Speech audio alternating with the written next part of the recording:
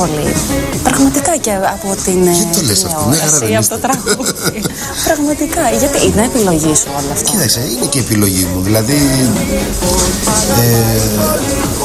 δεν το κυνηγάω και τόσο το όλο θέμα. Έχω περάσει πάρα πολύ καλά σε αυτό το χώρο και σε εποχές, αν θες, λίγο καλύτερες από ό,τι είναι τώρα.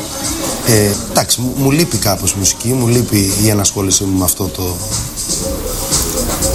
με αυτή την αγάπη μας, το πω έτσι, γιατί ήταν μια αγάπη ζωής, έτσι ξεκίνησα, εκεί ήταν, αυτό ήταν το κουσούρι μου. Πάω να τρελαθώ, να την ακούω, άλλο πια δεν μπορώ.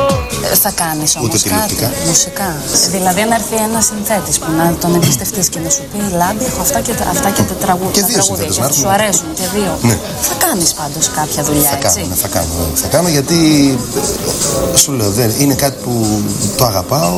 Κάποια ζωή, καμένα όνειρα και αισθήματα καμένα. Και εκτός από τραγουδιστή που σε είχαν γνωρίσει και ηθοποιός. Καλά, σαν ηθοποιός ξεκίνησα. Σαν ηθοποιός. Δραματική σχολή τελείωσα και το τραγούδι ήταν πιο πολύ σαν χόμπι στη ζωή μου. Και όταν θα πέσουμε στην ίδια την παγίδα, όταν θα λέμε που σε ξέρω, που σε είδα. Τηλεόραση βλέπεις, έχεις χρόνο? Τηλεοπτικά σύρια, εκπομπές? Ενημερώνομαι. Στενοχωριέμαι με αυτά που βλέπω. Γιατί νομίζω ότι περνάει μια εικόνα δυσάρεστη λίγο τελευταία από την τηλεόραση, από τις ενημερωτικές εκπομπές περισσότερο. Σαν τρελός, σ' αγαπάω σαν τρελός, σε ζητάω διαρκώς. Θα τον χαρακτήριζες πόλεμο όλο αυτό που γίνεται με τον πρωινό καφέ, με τις τηλεοπτικές ανακατατάξεις? Πόλεμος. Έχει γίνει ένας πανικός. Ναι, νομίζω ότι είναι έτσι όπως το βλέπω εγώ, δηλαδή. Νομίζω ότι είναι στα πλαίσια μιας καλύτερης και υψηλότερης θεαματικότητας.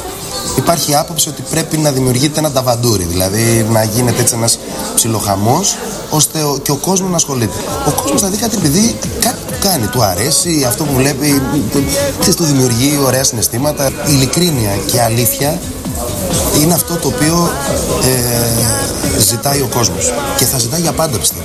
Έχουμε κουραστεί λίγο από τα λαμόγια. Πιστεύεις ότι υπάρχουν τηλεοπτικά πρόσωπα, παρουσιάστρες που να μην βγάζουν τον πραγματικό τους εαυτό και που ίσως ο κόσμος να έχει λίγο κουραστεί από αυτούς?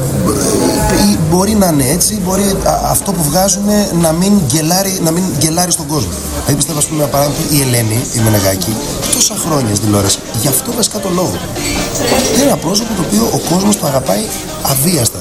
Και ο Φώτης και η Μαρία είναι από αυτά τα πρόσωπα τα οποία κατά καιρούς έχουν περάσει και αυτά τις δυσκολίες τους, αλλά αντέχουν, είναι εκεί και όσοι παρακολουθούν, τους παρακολουθούν αβίαστα. Το τραγούδι του Σάκη πώς το βλέπεις? Σου αρέσει? Εντάξει, δεν τρελαίνομαι, θα περίμενα κάτι καλύτερο για να είμαι ειλικρινής, αλλά αυτό είναι τελείως προσωπική άποψη. Πιστεύω ότι ο Σάκης έχει πει πολύ πιο ωραία τραγούδια. Επειδή έτυχε να ακούσω και λίγο, άκουσα αυτό το Fairy Tale, ποιο είναι, που είναι ένας πολύ γλυκός πιτσιρικάς. Ο Νορβηγός. Που είναι μεγάλο φαβόρι. Ναι, αυτό δηλαδή είναι πιο, έτσι, φαντάζομαι θα έχει πιο ενδιαφέρον. Ο Σάκης αυτό το κομμάτι έχει στα χέρια του, με αυτό το κομμάτι θα δώσει τον καλύτερό του εαυτό.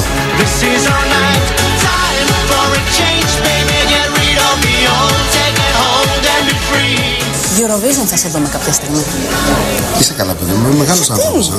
Ο Χριστός και η Παναγία. Καταρχάς είσαι από τους... Το είχα δει, θα με δείτε στην Eurovision.